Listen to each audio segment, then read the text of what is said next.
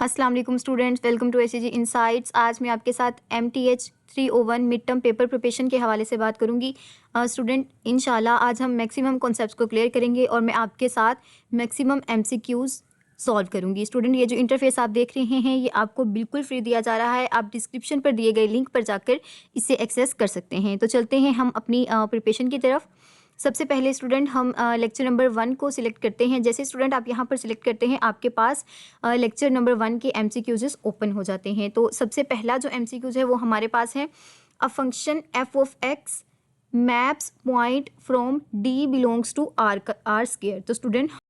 तो स्टूडेंट इसका जो हमारे पास करेक्ट आंसर है वो हमारे पास है R, क्योंकि जो हमारा f ऑफ x है वो हमेशा रियल लाइन को मैप करता है। तो स्टूडेंट जैसे ही आप टिक करते हैं आपके पास यहाँ पर रेफरेंस भी आ जाता है कि आपकी definition of function in 2 variable lecture number 1 से ये आपका MCQs आया है और आपने बिल्कुल ठीक आंसर किया है। नेक्स्ट है MCQs पर हम चलते हैं। The domain of f of x under root 1 minus x का स्क्वायर माइनस वाई का स्क्वायर इज़।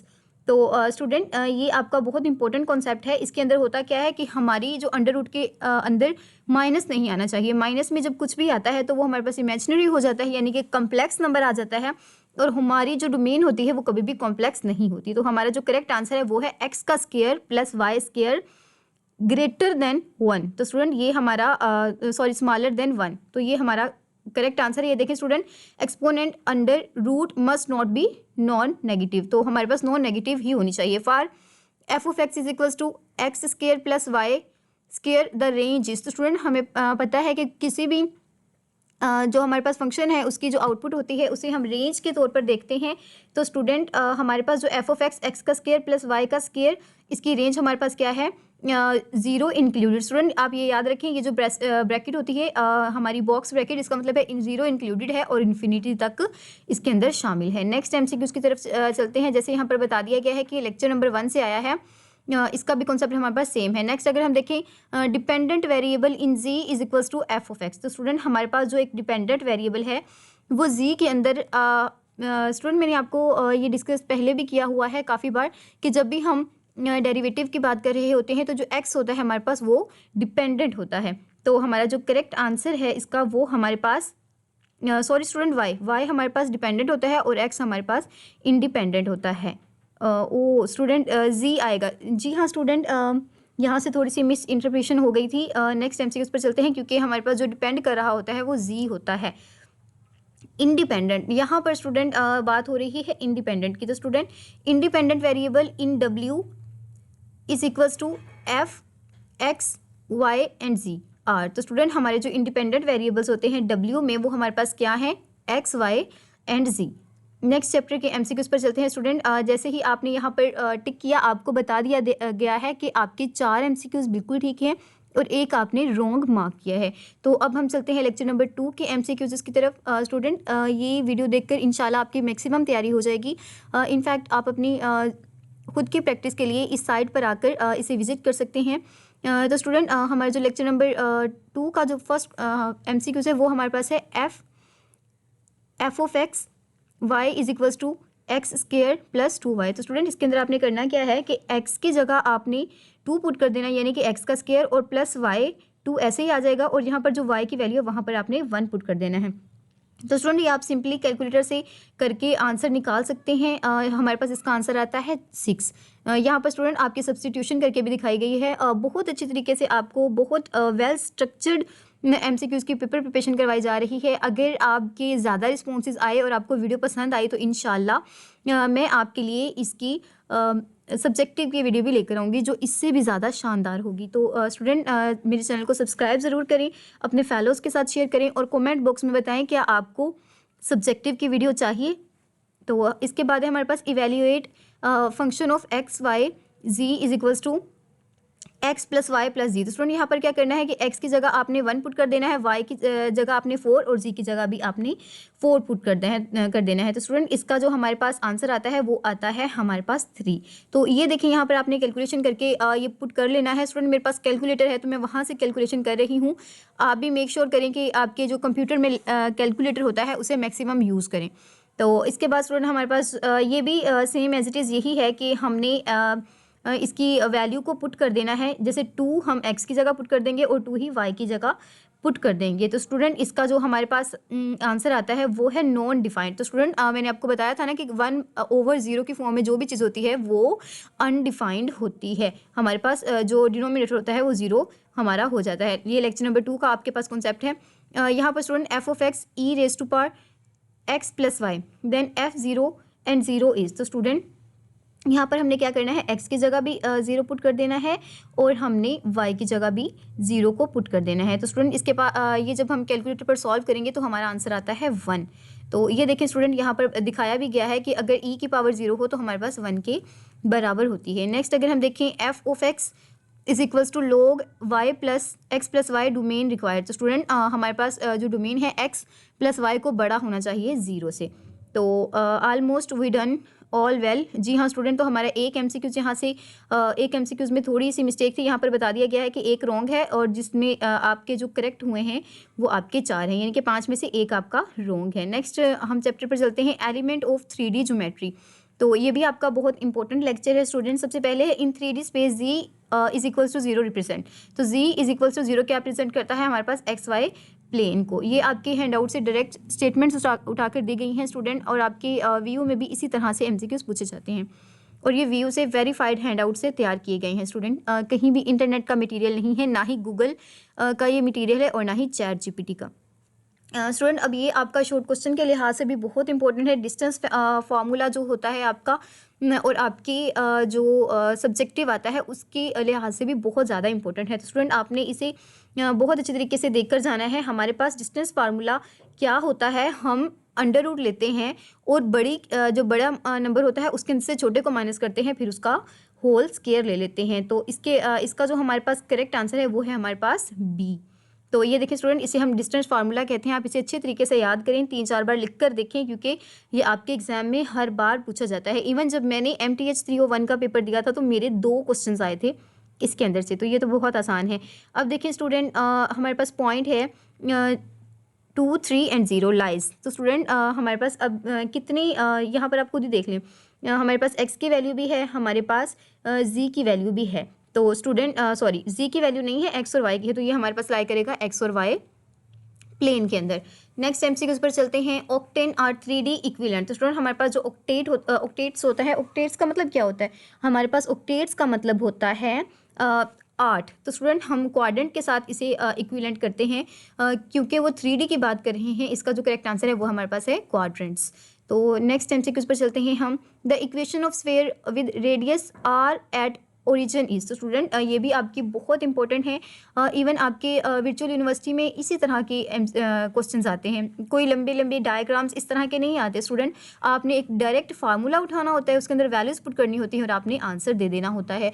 तो वैसे भी स्टूडेंट आप खुद भी गेस करेंगे, आपका टाइम बहुत कम होता है और दूसरी बात आपने मैथ टाइप पर करनी होती है। तो VU वाले कभी भी आपको इतनी टफ कंडीशन नहीं देते कि आप अपना पेपर ही अटैम्प्ट ना कर सकें। तो स्टूडेंट ये इसका करेक्ट आंसर है, इसे भी आप अच्छी तरीके से याद कर लें, पेपर पर 2-4 बार लिख कर देखिए। हम चलते हैं लेक्चर नंबर 4 की तरफ, relation between polar and Cartesian is. तो स्टूडेंट इसका जो हमारे पास करेक्ट आंसर है ये आपके हैंडआउट में डायरेक्ट उठाकर दिया गया है student, x = r cos theta, y = r sin theta. Next MCQs पर चलते हैं स्टूडेंट, आपने ये वीडियो देखने के बाद खुद से इन MCQs को ज़रूर प्रैक्टिस करना है और जो फार्मूले मैं आपको सब्जेक्टिव के लिए बता रही हूँ उन्हें भी आपने एक बार ज़रूर देखना है। तो स्टूडेंट r² = स्टूडेंट ये आपने पढ़ा है कि r² = x² + y का स्क्वायर। ये हमारे पास फिथागोरस या जिसे हम पैथागोरस भी कहते हैं, ये फार्मूला है। Polar coordinate r and theta for 1 and 1, यानी कि हम r की जगह भी 1 को पुट करेंगे और थीटा की जगह भी 1 को पुट करेंगे।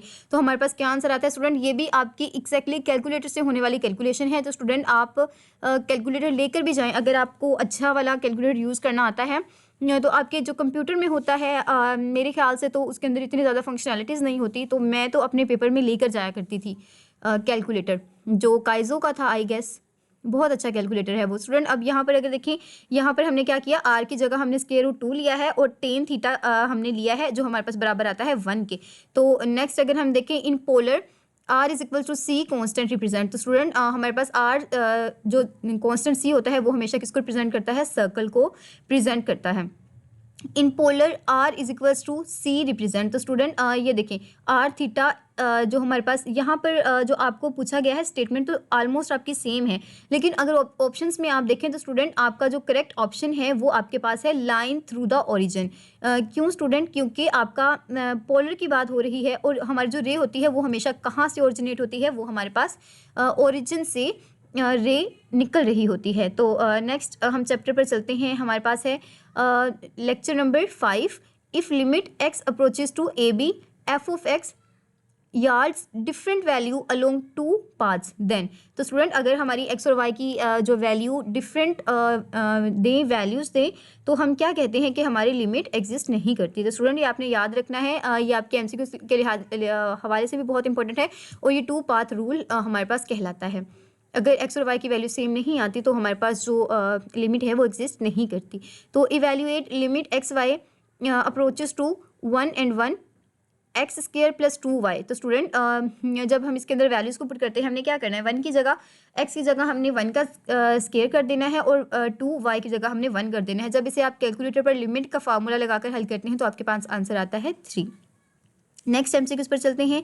Limit x and y approaches to 0 x square over x square plus Y square. तो स्टूडेंट इसके अंदर भी आपने कुछ नहीं करना, आपने एक्स एक्सिस के अलोंग वाई को 0 के बराबर पुट करना है। जब ये भी आप एग्जैक्टली कैलकुलेटर पर लिखेंगे तो ये हो जाएगा आपका और आपके पास आंसर आ जाएगा 1। स्टूडेंट ये स्टेटमेंट्स हैं ना जो आपकी जो काइजो का कैलकुलेटर है उस पर डायरेक्ट लिखी जाती हैं, तो आपके पास अगर है तो ज़रूर यूज़ करें, मैक्सिमम यूज़ करें ताकि आपके बहुत अच्छे मार्क्स आ सकें। Same limit along y axis x is equal to 0। तो स्टूडेंट अगर हम y एक्सिस की बात करें और वहाँ पर हम x को 0 पुट कर दें तो हमारे पास क्या लिमिट आती है, हमारे पास 0 लिमिट आती है। क्यों? क्योंकि हमने x को तो y के बराबर पुट कर दिया। यहाँ पर देखिए स्टूडेंट आपको ये लॉजिक भी बता दिया जाता है, अगर आपको कोई कन्फ्यूजन हो तो आप इसे भी देख सकते हैं।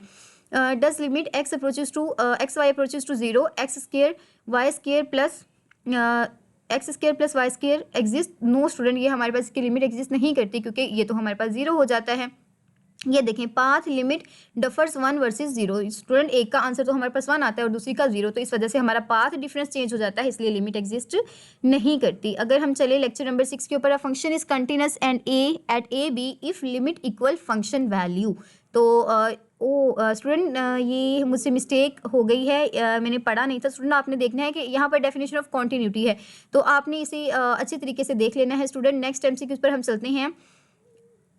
Graph of continuous function z is equals to f x Y is. तो स्टूडेंट ग्राफ ऑफ कंटिन्यूस, तो surface no break I guess. जी हाँ स्टूडेंट नेक्स्ट MCQ पर चलते हैं, जो हमारे पास क्या कहलाती है, ज्योमेट्रिक इंटरप्रेशन कहलाती है। नेक्स्ट MCQ पर हम चलते हैं। Polynomial in x and y are continuous. तो स्टूडेंट हमारे जो पॉलिनोमियल होते हैं x और y के वो कंटिन्यूस होते हैं 0 पर या ऑन द बाउंड्रीज या एवरीवेयर, आई गेस एवरीवेयर। जी हाँ नेक्स्ट MCQ पर चलते हैं हम। Where F of x Y is equal to 1 over y square plus Y square discontinuous. तो स्टूडेंट हमारे पास ये डिसकॉन्टिन्यूस होगा जब हमारे पास x और y की वैल्यू 0 0 आ रही हो। नेक्स्ट MCQ पर चलते हैं। If x and y f and g are continuous then f plus g is also continuous. अगर f और g हमारे पास कंटिन्यूस है तो जब इनका प्लस करें, हम इसको माइनस करें, इसको डिवाइड करें, वो हमेशा हमारे पास कंटिन्यूस ही रहता है। नेक्स्ट हम लेक्चर पर चलते हैं, lecture 7, notation for partial derivative of f with respect to x। तो पार्शियल डेरिवेटिव के लिए हमारे पास ये नोटेशन होती है। ये हमारे पास क्या है स्टूडेंट, हमारी स्टैंडर्ड नोटेशन है। इसे हम partial derivative of f with respect to y भी कहते हैं। ज्योमेट्रिकल अगर स्टूडेंट हम ज्योमेट्रिकल रिप्रेजेंटेशन की बात करें, f of x a b, तो ये हमारे पास क्या रिप्रेजेंट करता है, slope of tangent in x direction. Student ये आपके लेक्चर नंबर 7 में स्टार्ट की जो थ्योरी है उसी के अंदर से बताया गया है। स्टूडेंट एक बात याद रखें कि व्यू वाले आपसे बहुत ज़्यादा कैलकुलेशन नहीं मांग रहे होते, वो एक्जैक्टली आपके हैंड आउट से उठाकर लाइनें दे रहे होते हैं, हैंड आउट के कॉन्सेप्ट दे रहे होते हैं। तो आपने ये रूटीन बना लेनी है। आई गेस आपका सेकंड सेमेस्टर है तो स्टूडेंट आपके लिए एक छोटा सा नोट भी है कि आपके BS CS के तमाम सब्जेक्ट्स को मैंने कवर करवाया है, आपकी पेपर प्रिपरेशन की वीडियोस भी दी हैं और लेक्चर्स भी। तो आपने नेक्स्ट सेमेस्टर में भी मेरी जो वीडियोस हैं उनको देखकर तैयारी करनी है ताकि आप मैक्सिमम अपना पेपर अटैम्प्ट कर सकें। इसके साथ साथ स्टूडेंट आप मेरे चैनल को सब्सक्राइब कर दें क्योंकि फाइनल टर्म में मैं इससे भी ज़्यादा अमेजिंग आपके लिए वीडियो लेकर आने वाली हूँ। तो if f of x is equals to x square plus y square then f of x is. तो स्टूडेंट हमने क्या करना है, हमने इसका डेरिवेटिव ले लेना होता है। तो स्टूडेंट जब हम लेते हैं ये डेरिवेटिव, तो मैं यहाँ पर आपको ये मैथ टाइप पे हो जाएगा। तो आई होप सो स्टूडेंट आप सबने ये सीखा होगा। जो हमारे पास इसका आंसर आता है वो 2x आता है। ये देखें स्टूडेंट, यहाँ पर आपको बता भी दिया गया है कि derivative with respect to x when y is constant. अगर हम देखें student f of x is equals to x y, find f of y. तो स्टूडेंट जब हम फाइंड एफ ऑफ वाई कर रहे होंगे तो हमारे पास कांस्टेंट क्या होता है, हमारे पास एक्स कांस्टेंट होगा और जो हमारा वाई हमारा कांस्टेंट होगा और एक्स के रिस्पेक्टिव हम आंसर निकालेंगे। ये देखिए student, derivative of y when x is constant. तो to find f of x we treat y as, अगर हम एफ ऑफ एक्स फाइंड करना चाहते हैं तो हम वाई को कांस्टेंट ट्रीट करते हैं। ये देखिए स्टूडेंट, बिल्कुल एक ही बात है जो आपसे बार बार पूछी जाती है, लेकिन थोड़ी सी घुमा फिरा के। इसके बाद हमारे पास जो बहुत इंपॉर्टेंट आपका थ्योरम है वो है Euler's theorem. Euler's theorem relate to which function. तो स्टूडेंट ये हमारे पास होमोजीनियस फंक्शन को रिलेट करता है। नेक्स्ट एमसीक्यू पर हम चलते हैं। A function is homogeneous of degree n if f t x and t y. तो स्टूडेंट यहाँ पर किया क्या है, सिर्फ आपके जो वेरिएबल्स हैं उनको टी का नाम दे दिया गया है, बाकी जो आपका लॉजिक है वो एज इट इज़ सेम ही रहेगा। स्टूडेंट इसके अंदर हम क्या करते हैं, जो हमारा टी है वो पावर में चला जाएगा और एक्स और वाई एज इट इज़ आ जाएंगे। If f is a homogeneous of degree n, अगर हमारे पास एफ होमोजीनियस है एन डिग्री का, तो हमारा इलर्स थ्योरम क्या स्टेट करेगा। स्टूडेंट ये तो आपको रट लेनी चाहिए क्योंकि आपकी ये सब्जेक्टिव के लिहाज से बहुत इंपॉर्टेंट है। आपका ग्रीन्स थ्योरम आई गेस आपके लेक्चर नंबर 19 में आएगा, वो भी बहुत ज़्यादा आपका इंपॉर्टेंट है। इसके बाद degree of f of x is equals to x square plus y square. Student ये अभी हमने ऊपर भी किया था कि हमारे पास 2 आंसर आता है। क्यों? क्योंकि हम 1 इसकी जगह पुट कर रहे होते हैं, दोनों की जगह। तो degree of f of x f by x by y, तो स्टूडेंट ये हमारे पास 0 आता है। ये मैंने आपको ऊपर भी कवर करवाया था। ये हम क्वेश्चन रूल के साथ जब डेरिवेटिव लेते हैं तो हमारा आंसर 0 ही आता है। जो नेक्स्ट चैप्टर है स्टूडेंट, इसके अंदर हमने पढ़नी है एग्जांपल्स ऑफ पार्शियल। तो स्टूडेंट अगर हम कैलकुलेट करें फंक्शन एफ ऑफ एक्स का डेरिवेटिव एफ ऑफ एक्स के ही पर्सपेक्टिव से, तो हमारे पास माइनस साइन एक्स आता है। स्टूडेंट ये बात याद रखें, जब भी आप किसी भी चीज़ का डबल डेरिवेटिव ले रहे होते हैं तो हमें नेगेटिव में आंसर आ जाता है। इसी तरह अगर आप कोस का ले रहे होते तो वो भी ऐसे ही होना था। हमने इसका सेकंड डेरिवेटिव लिया है। If f is equals to x का cube y square find f of x. तो स्टूडेंट हम अगर हमारे पास एक्स का क्यूब वाई का स्क्वायर है तो हमने जब इसका f of x find out करना है, स्टूडेंट ये भी आप कैलकुलेटर पर कर सकते हैं। वैसे भी स्टूडेंट जब हम एक्स के रिस्पेक्ट से इसका डेरिवेटिव ले रहे हैं तो वाई को कांस्टेंट कर देंगे, जब वाई के रिस्पेक्ट से ले रहे होते हैं तो एक्स को कांस्टेंट कर देते हैं। तो ये हमारा आंसर आता है ओह माय गॉड, मुझसे ये मिस्टेक से हो गया स्टूडेंट। इसका जो आंसर आता है वो 6x स्क्वायर वाई आता है। जब आप कैलकुलेटर पर करते हैं तो इसका एग्जैक्टली यही आंसर आता है। इसके बाद स्टूडेंट आपके पास है Clairaut theorem equal to the mixed partial. Student ये आपका थ्योरम आपकी बुक में नहीं है, लेकिन आपके पास इक्वालिटी ऑफ मिक्स्ड जो पार्शियल है वो दिया गया है। तो स्टूडेंट ये हमारे पास किसके इक्वल होता है, f of x Y is equals to F of y x. तो नेक्स्ट एमसीक्यूज पर चलते हैं।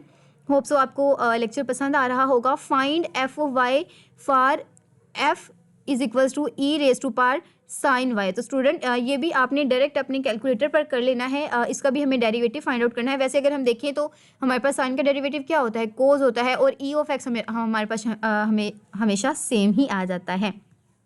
नेक्स्ट हमारे पास लेप्लेस जो इक्वेशन है स्टूडेंट, ये भी आपकी बहुत ज़्यादा इंपॉर्टेंट है। इसके अंदर हम इसके के डेरिवेटिव को 0 के बराबर पुट कर देते हैं। जो लेप्लास थ्योरम है ये आपका बहुत ज़्यादा इंपॉर्टेंट है। इसके बाद स्टूडेंट अगर हम नेक्स्ट लेक्चर देखें तो ये हमारे पास है लेक्चर नंबर 10 और वेक्टर का इंट्रोडक्शन है। स्टूडेंट ये आपके फ्री के नंबर हैं क्योंकि वेक्टर्स आपके बहुत ज़्यादा आपकी इंपॉर्टेंट हैं और बहुत ज़्यादा आसान है क्योंकि आप सेकेंड ईयर की फिजिक्स में ये तमाम कॉन्सेप्ट बहुत अच्छे तरीके से क्लियर करके आ चुकी हैं। Vector has a magnitude and direction, ये तो हम सबको ही पता है, और स्केलर में सिर्फ हमारे पास मैग्नीट्यूड होती है। यूनिट वेक्टर इस डायरेक्शन ऑफ वाई। तो स्टूडेंट अगर हमने किसी भी यूनिट वेक्टर की डायरेक्शन को फाइंड आउट करना हो तो हमारे पास जो फार्मूला है v ओवर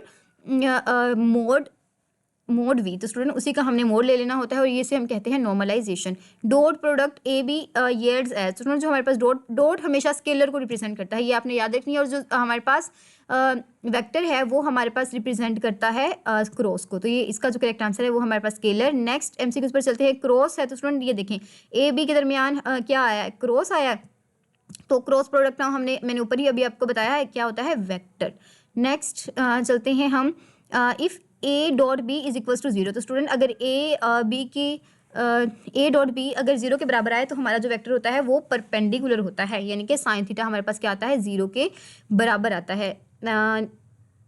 लेक्चर नंबर 11 है हमारे पास ट्रिपल स्केलर प्रोडक्ट। तो स्टूडेंट डिनोट स्केलर प्रोडक्ट को हम किस तरह से डिनोट करते हैं, ये आपने हमेशा याद रखना है कि ए हमारे पास ए के साथ डॉट आता है और बी और सी का क्रॉस प्रोडक्ट होता है, यानी कि बी और सी के क्रॉस प्रोडक्ट को हम डॉट प्रोडक्ट कर देते हैं ए के साथ।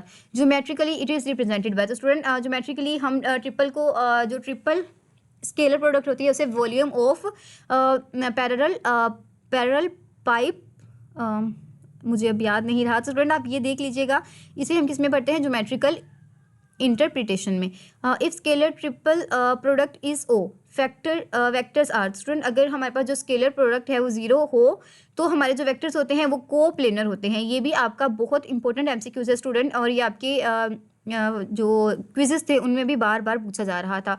If A dot B C is equals to A cross B, तो स्टूडेंट ये हमारे पास होता है, मतलब ये हमारे पास एग्जिस्ट करता है। तो जी हाँ स्टूडेंट, ये हमारे पास एग्जिस्ट करता है। जिस तरह हमारा डी मॉर्गन्स लॉ था स्टूडेंट, इसी के साथ हम जिस तरह डी मॉर्गन्स लॉ में एसोसिएटिविटी हो सकती है, इसके अंदर भी एसोसिएटिविटी एग्जिस्ट करती है। Calculation involves determinant. जी हाँ स्टूडेंट, ये जो हमारी कैलकुलेशन होती है वो डिटर्मिनेंट लेकर आती है हमारे पास। लेक्चर नंबर 12 पर चलते हैं, tangent plane to the surface.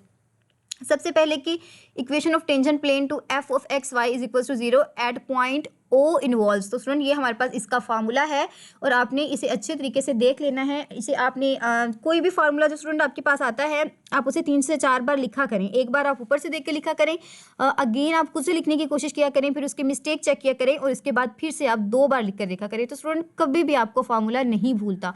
Normal vector to the surface F of x Y ji is equal to 0। Student ये हमारे पास डेल एफ आता है, लेकिन इसको हम क्या कर देते हैं, जो डेल का सिंबल है उसे हम इन्वर्ट कर देते हैं। आगे हम देखें student, for z is equals to F of X normal vector is. तो स्टूडेंट अगर हम z को एफ ऑफ एक्स के इक्वल रखें, जो हमारे पास नॉर्मल वेक्टर आता है, स्लैश और जो डबल स्लैश होता है, लेकिन एक स्लैश को हम क्या करते हैं, ब्रैकेट के अंदर इनक्लोज कर देते हैं। यहाँ पर स्टूडेंट ये देख सकते हैं, आपको बताया भी गया है, tangent plane approximately the surface locally, ये भी आपकी डायरेक्ट लाइन आई है। If gradient F of x F is equals to 0, तो हमारा जो अगर हमारा जो ग्रेडियंट है वो एफ इज इक्वल टू 0 आ जाए तो हमारे पास जो पॉइंट होता है वो हमारे पास सिंगुलर होता है। नेक्स्ट एमसीक्यूज पर चलते हैं स्टूडेंट।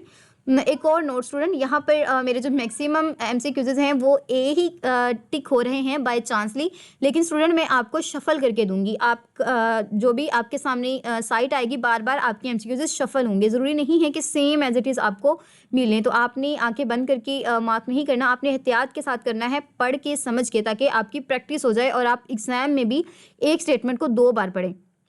स्टूडेंट मेरा तो यही मेथड हुआ करता था कि मैं जब भी पढ़ती थी तो जो इंपॉर्टेंट पॉइंट लगता था उसे हाईलाइट कर लेती थी। जब मैं अगेन पढ़ती थी तो उसी पॉइंट पर मेरा फोकस होता था। तो आप भी व्यू में यही किया करें। मैं इंशाल्लाह आपको आगे भी दिखाती हूँ। ये तो एक सादा सी लाइन है कि normal line is perpendicular to the tangent plane.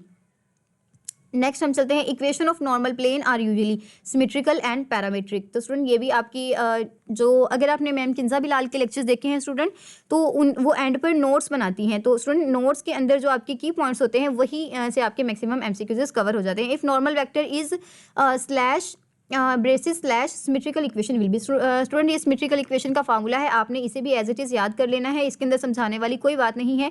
Direction of ratio of normal lines are given by gradient components, ये भी हमारा बिल्कुल ठीक है। नेक्स्ट एमसीक्यूज पर चलते हैं। Surface is horizontal plane z is equals to c, normal line is the vertical. तो ये भी आपकी डायरेक्ट एमसीक्यूज आया है आपके हैंडआउट से। लेक्चर नंबर 14 का जो हमारे पास कॉन्सेप्ट है वो है एक्सट्रीम फंक्शन इन 2 वेरिएबल्स। तो student critical point occur where F of x is equal to 0 and Y is equal to 0। Student ये क्रिटिकल पॉइंट वाला भी आपका बहुत इंपॉर्टेंट है सब्जेक्टिव के लिहाज से। इसमें आपने करना क्या है स्टूडेंट, आपने सिर्फ लेक्चर नंबर 14 को करना है। मैं आपको यही सजेस्ट करूँगी लेक्चर नंबर 15 को आप स्किप कर दें, क्योंकि इतनी लंबी लंबी स्टेटमेंट्स आपके पेपर में बिल्कुल नहीं आती।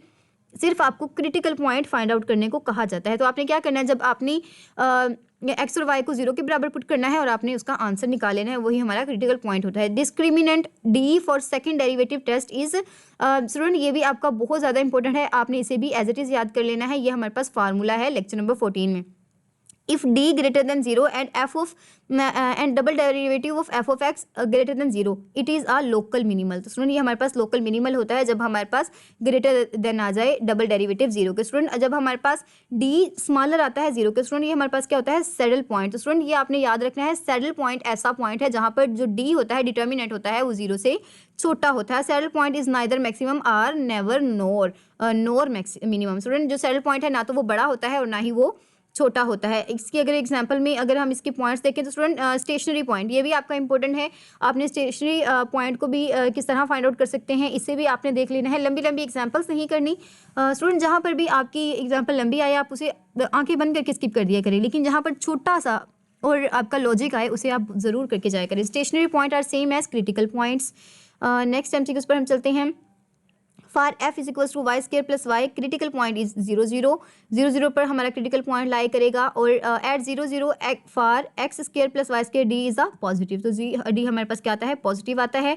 सो अगर हम एक्स और वाई को 0 के बराबर पुट करें तो हमारे पास क्या आता है मिनिमल आता है, क्योंकि जो हमारा आंसर है वो बहुत कम से कम होता है। और ये स्टूडेंट आप पीछे भी कंडीशन पढ़ के आ चुके हैं, इसे मैं रिपीट नहीं करूँगी। नेक्स्ट एमसीक्यूज पर चलते हैं। For f is equals to x square is equals to minus y square saddle point d is negative. तो देखिए स्टूडेंट यहाँ पर वाई नेगेटिव आया है तो हमारा सैडल पॉइंट भी नेगेटिव आएगा। अगर हमारे पास दरमियान में प्लस का सिंबल आता तो सैडल पॉइंट हमारा पॉजिटिव होना था। नेक्स्ट लेक्चर पर चलते हैं एक्सट्रीम वैल्यूड फंक्शन। तो E V T guaranteed absolute maximum and minimum if function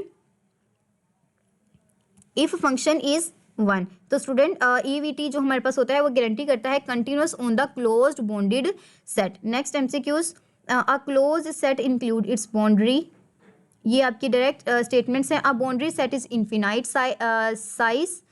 to find a absolute extrema we check critical point and boundaries.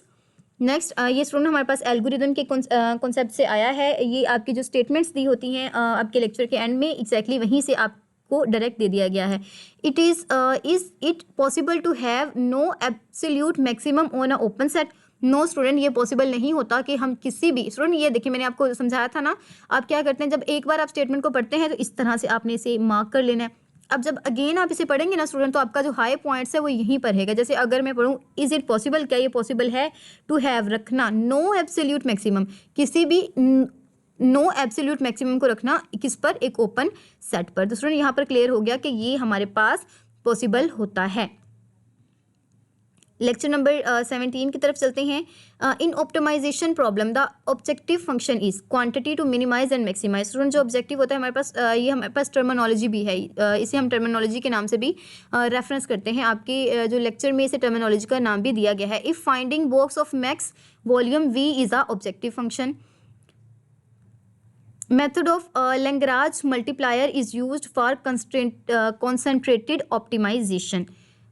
Lagrange condition gradient F is equals to. Student ये आपने याद रखना है, जो Lagrange की हमारे पास condition थी उसके अकॉर्डिंगली जो ग्रेडियंट एफ हमारे पास लैम्डा ग्रेडियंट जी के बराबर आता है। ये आपके हैंडआउट में गिवन है। Can we use substitute for simple constraint. Yes student हम सिंपल कंस्ट्रेंट के लिए उसका सब्सटीट्यूट यूज़ कर सकते हैं। नेक्स्ट है हमारे पास lecture number 18 integral of x raise to power n is. तो स्टूडेंट अगर हम x raise to power n का इंटीग्रल लें तो वो हमारे पास आता है x raise to power n plus 1 over n plus 1। Student ये आपका जो इंटीग्रल वाला है ये आपका बहुत ज़्यादा इंपॉर्टेंट है। नो स्टूडेंट इसका जो हमारे पास है जो नेक्स्ट ओहो स्टूडेंट ये हम पावर रूल के अकॉर्डिंगली इसे यूज़ कर रहे थे। आई थिंक ये जो आपका करेक्ट इसने मार्क किया है वो गलत है और जो मैंने मार्क किया है वो दुरुस्त है। स्टूडेंट आप अपने हैंड आउट से इसे ज़रूर चेक कीजिएगा क्योंकि मुझे इस पर थोड़ा सा डाउट है। Integral of cos x is. तो स्टूडेंट ये तो आपको पता है कि जो कोस एक्स का हमारे पास इंटीग्रल होता है वो साइन एक्स होता है। इसके बाद integral of 1 by x is ये हमारे पास होता है लॉग मोड ऑफ एक्स। तो स्टूडेंट मेरी जो फेवरेट जो टॉपिक्स थे वो डेरिवेटिव और इंटीग्रल था, और इंटीग्रल तो मोस्ट लव था जब मैंने ये MTH 301 पढ़ी थी। बहुत मज़े का टॉपिक है और अल्हम्दुलिल्लाह मेरा 4 CGPA आया था। अगर हम स्टूडेंट इसका हमारे पास integral from point A to B f of x g of x then, तो स्टूडेंट इसे हम किसके अंदर पढ़ते हैं, एरिया अंडर द कर्व। ये भी आपके पास आता है स्टूडेंट। आपके होता क्या है कि लेक्चर नंबर 1 से 5 इंपॉर्टेंट होता है, आपका 9वां और 10वां लेक्चर बहुत इंपॉर्टेंट होता है, और जो लास्ट वाले 3 जो लेक्चर होते हैं सब्जेक्टिव के लिहाज से बहुत ज़्यादा इंपॉर्टेंट होते हैं। नेक्स्ट MCQs पर चलते हैं। Fundamental theorem of calculus is derivative, हमारा जो डिफरेंशियल एंड इंटीग्रल है। लेक्चर नंबर 19 पर चलते हैं स्टूडेंट। ये आपका लास्ट लेक्चर है। Integration is use to calculate area and volume. Next, area under 2 curve f of x and g of x is integral of f minus g d of x। तो ये आपका correct answer है। इसे हम area formula भी पढ़ते हैं। Volume of solid of revolution disc method. तो स्टूडेंट इसका जो आपके पास करेक्ट आंसर है, ये तो स्टूडेंट आपके एग्जैक्ट हैंड आउट से आए हुए हैं, तो इनके अंदर कुछ समझाने वाली कोई बात नहीं है। इनको आपने अच्छे तरीके से याद करना है, और जो भी आपको वैल्यूज़ दे दी जाती हैं उनके अंदर पुट करके आपने आंसर निकाल लेना है। तो pi integral f of x square d of x, ये हमारे पास जो सॉलिड रिवोल्यूशन का फार्मूला होता है। Double integral will be extend to the concept of volume under the surface. Irritated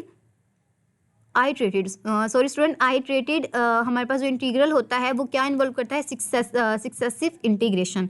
next MCQs पर चलते हैं। जी हाँ स्टूडेंट, तो ये आपके जो MCQs हैं वो फिनिश हो चुके हैं। आई होप सो स्टूडेंट आपको वीडियो पसंद आई होगी। मैं आपको यही एडवाइस करूँगी कि एक बार आप आकर इसे प्रैक्टिस ज़रूर करें, अपनी मैक्सिमम प्रैक्टिस करें, बार बार करें, ताकि आपके जो कॉन्सेप्ट्स है वो क्लियर हो जाए। स्टूडेंट जैसे मैंने अभी आपको दिखाया है कि मैंने MCQs ही सॉल्व करवाए हैं, लेकिन आपका मैक्सिमम जो पोर्शन है वो सॉल्व हो गया है। मैंने सब्जेक्टिव के लिहाज से भी आपको गाइड किया है। मज़ीद अगर आपको वीडियो चाहिए तो स्टूडेंट आप मुझे कांटेक्ट कर सकते हैं। यहाँ पर स्टूडेंट आप मुझे कांटेक्ट कर सकते हैं। आपको अगर किसी भी सब्जेक्ट की पेपर प्रिपरेशन की वीडियो चाहिए, जैसे ही आप यहाँ पर क्लिक करते हैं डायरेक्टली मेरा व्हाट्सएप आपके सामने ओपन हो जाता है। स्टूडेंट मैं आपको एडवाइस करूँगी कि मेरे व्हाट्सएप चैनल को ज्वाइन ज़रूर करें, क्योंकि स्टूडेंट आपके जो लिंक होते हैं मैक्सिमम लिंक मैं आपको शेयर करती हैं जो आपके लिए बहुत इंपॉर्टेंट साबित हो सकते हैं। और यूट्यूब चैनल पर आपने जाकर सब्सक्राइब करके आना है स्टूडेंट। यहाँ पर जब आप क्लिक करेंगे तो और प्यारा सा कमेंट करके आना है। बेस्ट ऑफ लक, अल्लाह आपका हामी और नासिर हो। अल्लाह हाफिज़।